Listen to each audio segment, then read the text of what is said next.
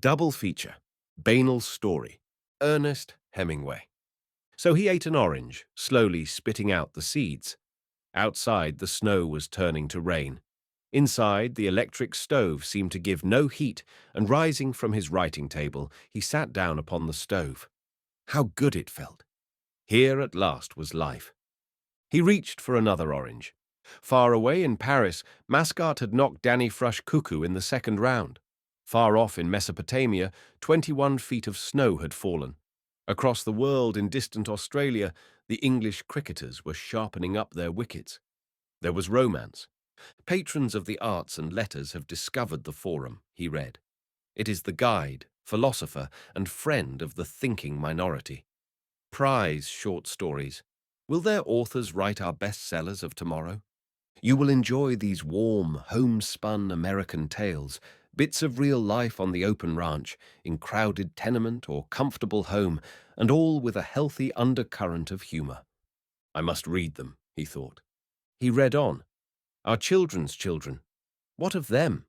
Who of them? New means must be discovered to find room for us under the sun. Shall this be done by war, or can it be done by peaceful methods? Or will we all have to move to Canada? Our deepest convictions, will science upset them? Our civilization, is it inferior to older orders of things? And meanwhile, in the far-off, dripping jungles of Yucatan, sounded the chopping of the axes of the gum choppers.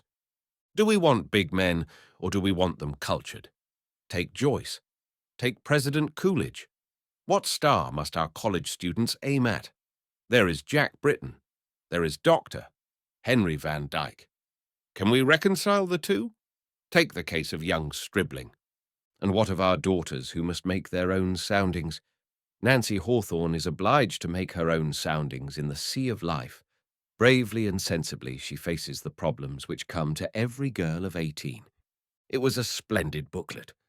Are you a girl of 18? Take the case of Joan of Arc. Take the case of Bernard Shaw.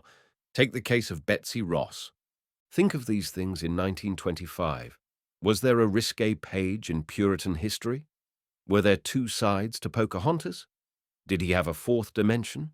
Are modern paintings and poetry art? Yes and no. Take Picasso. Have tramps' codes of conduct. Send your mind adventuring. There is romance everywhere. Forum writers talk to the point, are possessed of humor and wit, but they do not try to be smart and are never long-winded.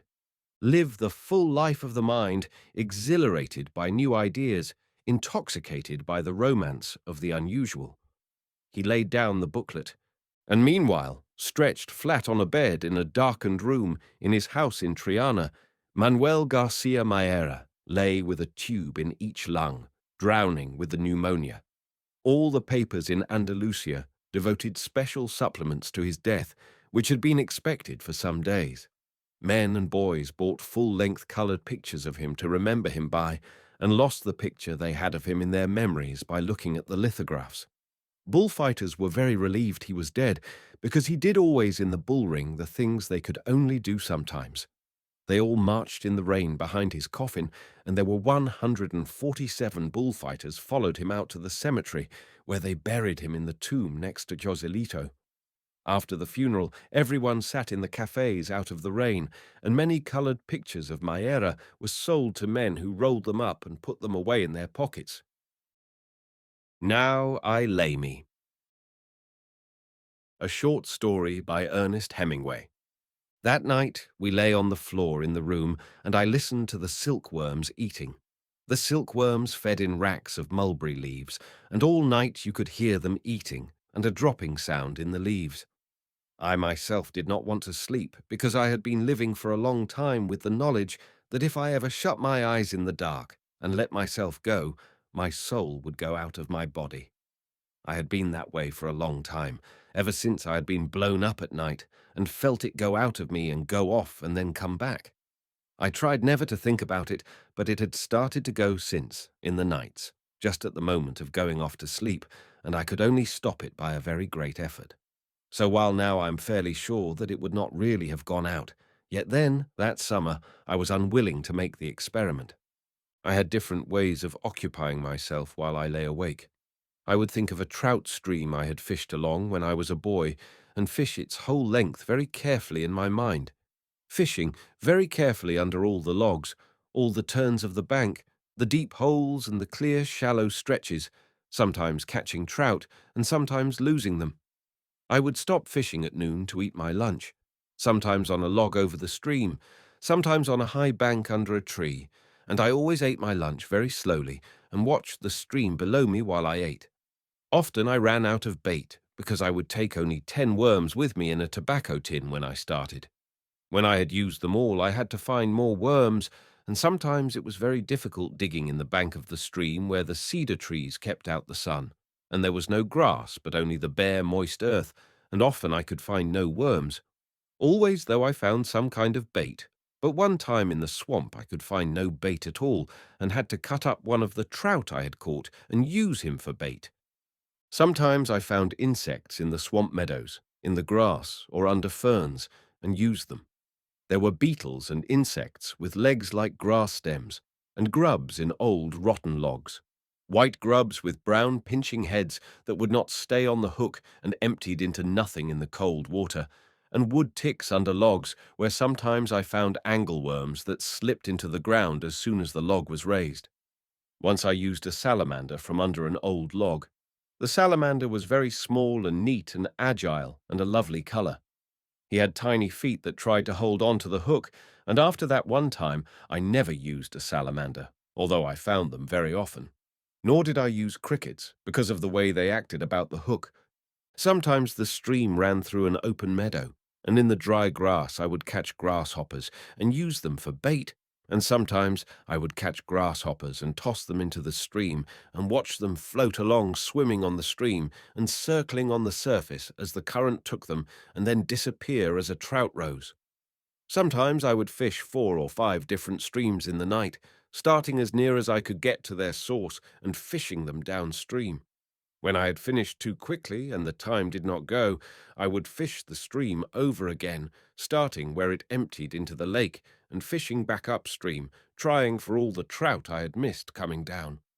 Some nights, too, I made up streams, and some of them were very exciting, and it was like being awake and dreaming. Some of those streams I still remember and think that I have fished in them, and they are confused with streams I really know. I gave them all names and went to them on the train, and sometimes walked for miles to get to them, but some nights I could not fish, and on those nights I was cold awake and said my prayers over and over, and tried to pray for all the people I had ever known.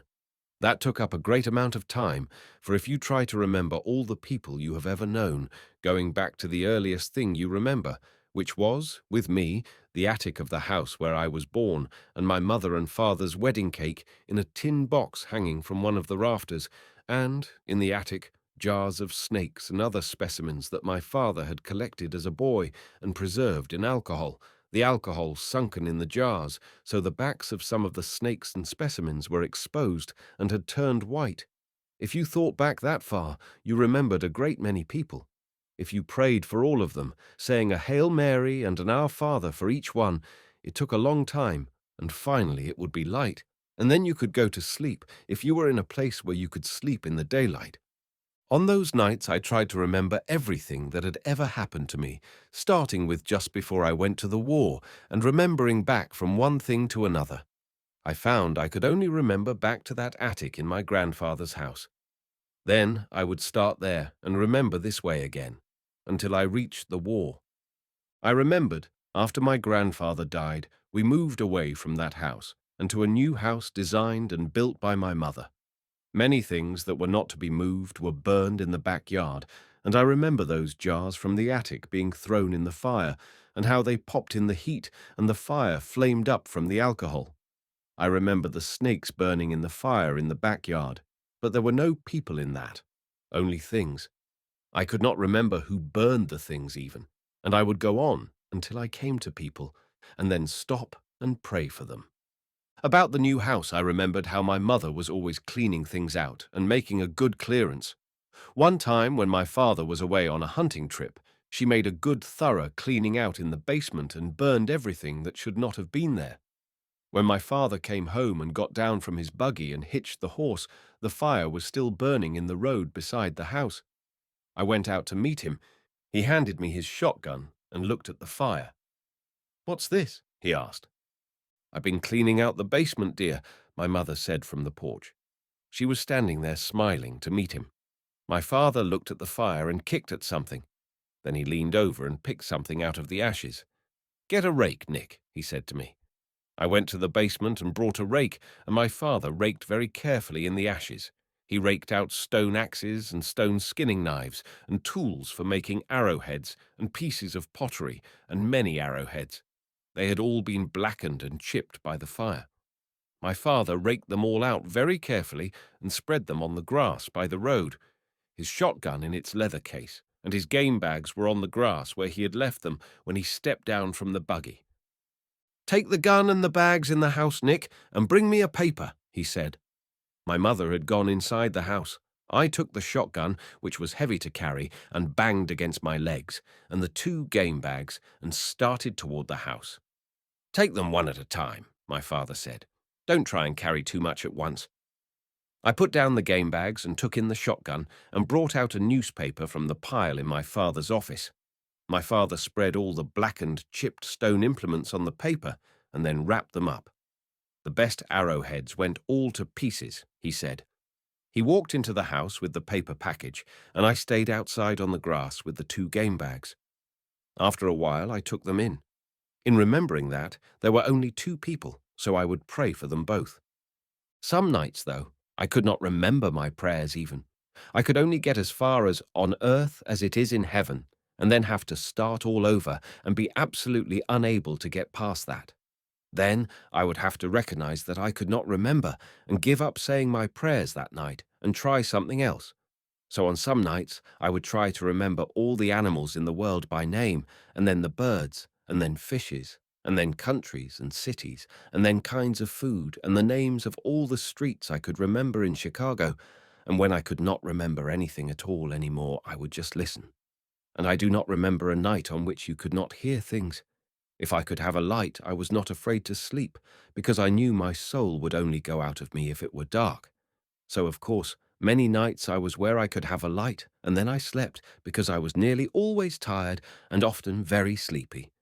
And I am sure many times, too, that I slept without knowing it, but I never slept knowing it.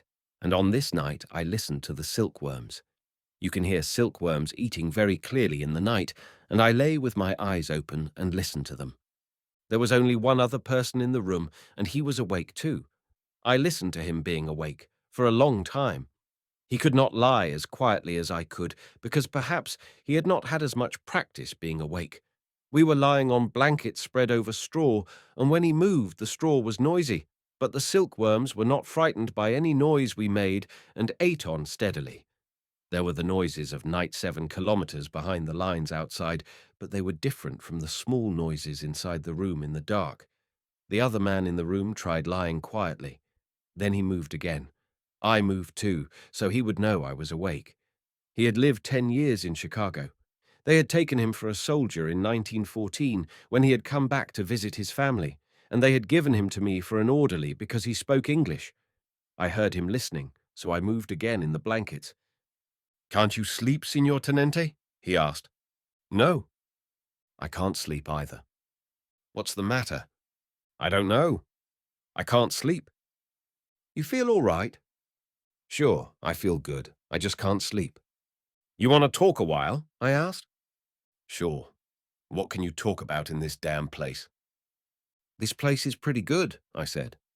"Sure," he said. "It's all right." "Tell me about out in Chicago," I said. "Oh," he said, "I told you all that once." "Tell me about how you got married." "I told you that." "Was the letter you got Monday from her?" "Sure. She writes me all the time. She's making good money with the place." "You'll have a nice place when you go back." "Sure. She runs it fine. She's making a lot of money." "Don't you think we'll wake them up talking?" I asked. "Number." "They can't hear. Anyway, they sleep like pigs." "I'm different," he said. "I'm nervous."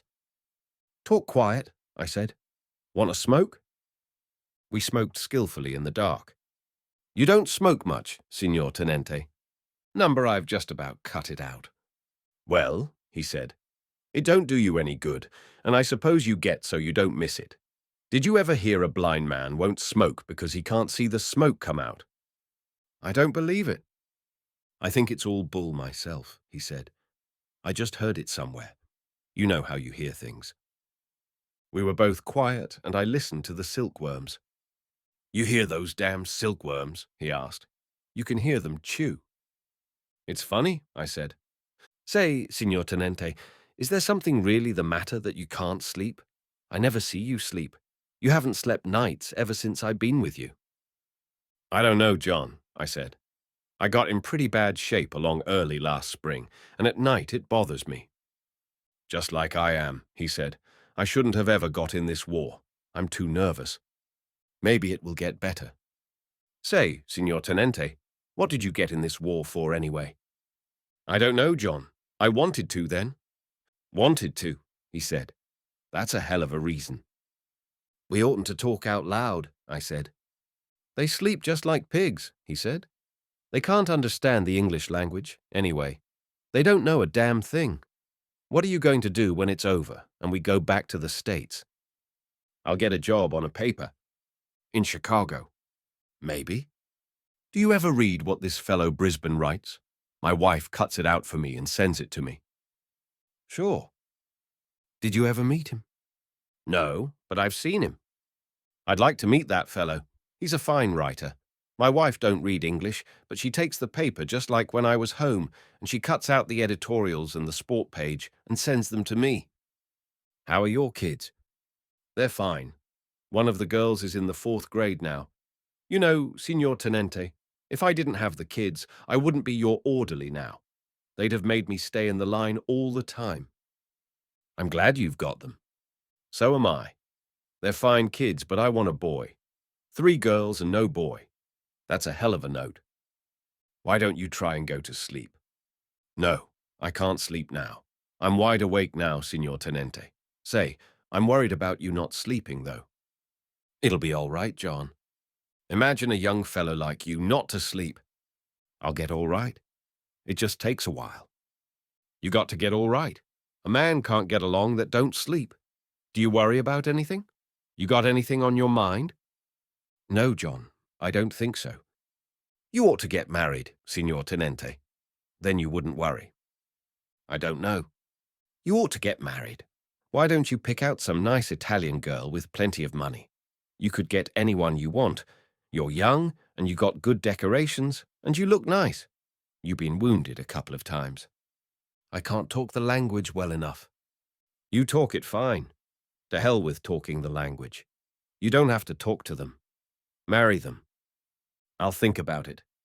You know some girls, don't you? Sure. Well, you marry the one with the most money. Over here, the way they're brought up, they'll all make you a good wife. I'll think about it. Don't think about it, Signor Tenente. Do it. All right? A man ought to be married. You'll never regret it. Every man ought to be married. All right, I said. Let's try and sleep a while.